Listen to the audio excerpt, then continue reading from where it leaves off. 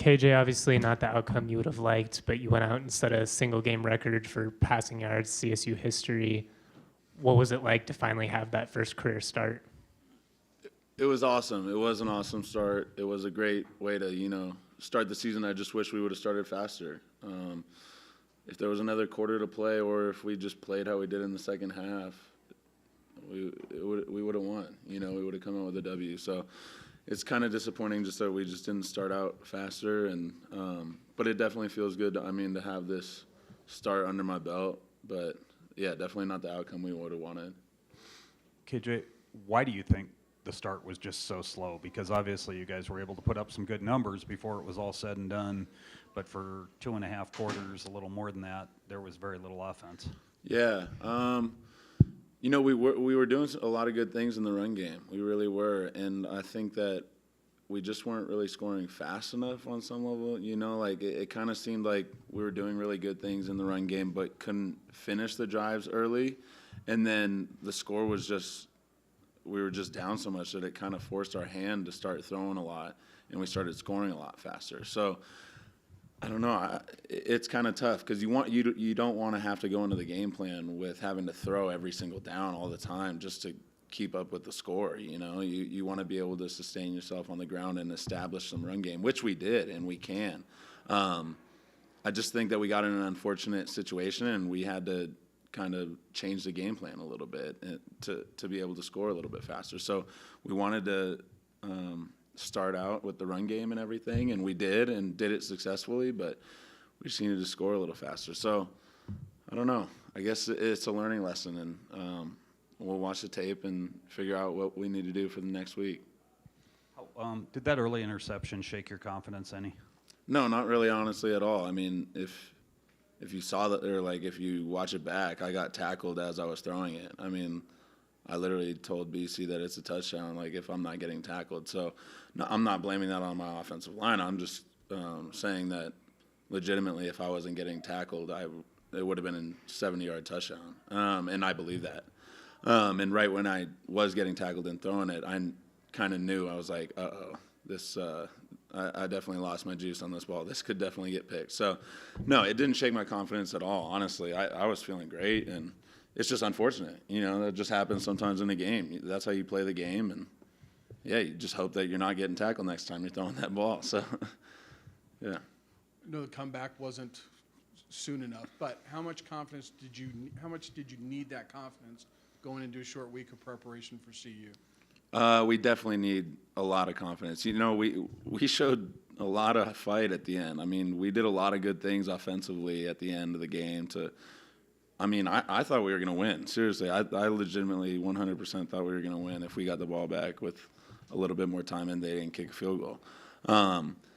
So I'm excited. This is really a true test. This is when we're going to see what kind of team we are. If we're going to lay down and just kind of get run over the rest of the season, or if we're going to step up, get to work, and go back on Monday and start working for this next week, because this is CU. This is CU week, and it's a big statement. And, yeah, it doesn't matter anymore. This game's gone. We have to forget about it and on to the next. So I'm excited about what we can do. I think we can do really good things, and we showed that tonight. We just need to be more consistent.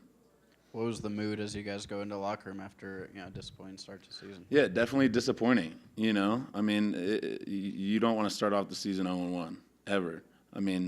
I felt like we should have been able to win this game, and so it was definitely disappointing to walk into the locker room. But the silver lining, I guess, on some level, is that this is our true first test of this year, and this is some adversity that we need to face, and we really need to come together as a team and see what we can do the rest of the year. It's not over. It's not like the whole season's over or anything like that. This is just putting it in our face right now. We just need to see how we respond.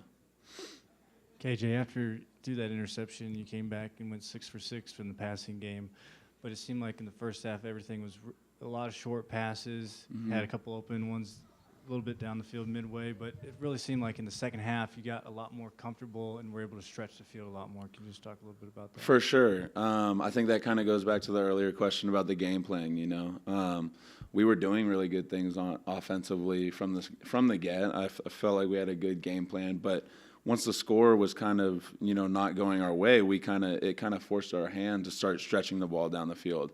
And yeah, I mean, maybe we could have started that a little bit earlier, maybe, but we definitely wanted to see how we could do running the ball, and we were running it really well as well. Penalties were a huge killer and really put us in bad situations at times.